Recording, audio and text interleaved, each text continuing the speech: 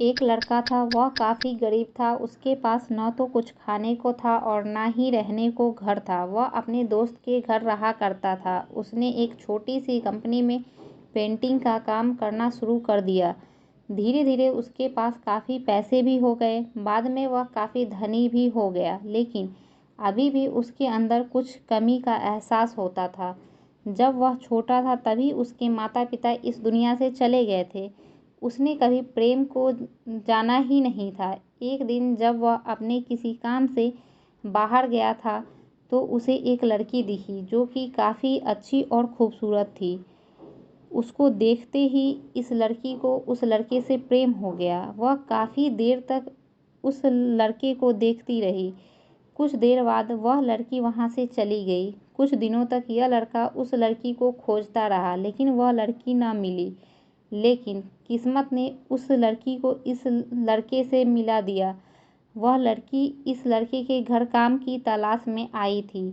लड़के ने लड़की को तुरंत घर के काम के लिए रख लिया। जब वह लड़की इस लड़के से मिलने आई थी तो उस समय इस लड़के ने कुछ शब्द भी साफ से नहीं बोल पा रहा था, जिससे लड़की को लगा कि यह लड़का गूंगा है।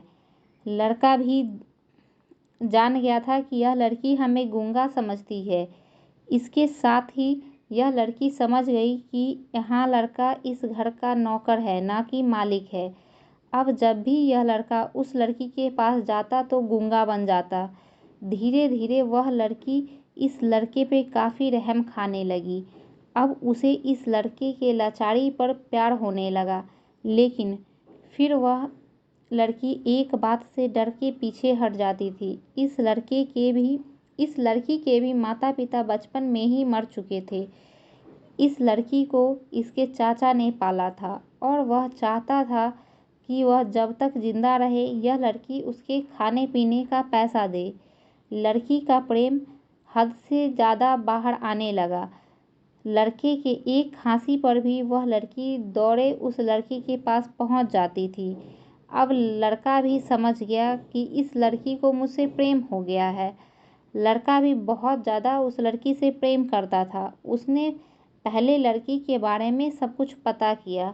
जब उसे सब पता चल गया तो बहुत रोने लगा, क्योंकि उसने गूंगा होने का झूठ बोला था। अब वह दिनों रात रोने लगा। लड़की अपने सैलरी से लड़के की इलाज करवाने को कहती थी। एक दिन सुबह ही उस लड़की को पता चला कि वह लड़का हॉस्पिटल में भर्ती है। वह दौड़ते हुए जब हॉस्पिटल पहुंची तो उसने देखा कि लड़का बेड पर बेहोश पड़ा है।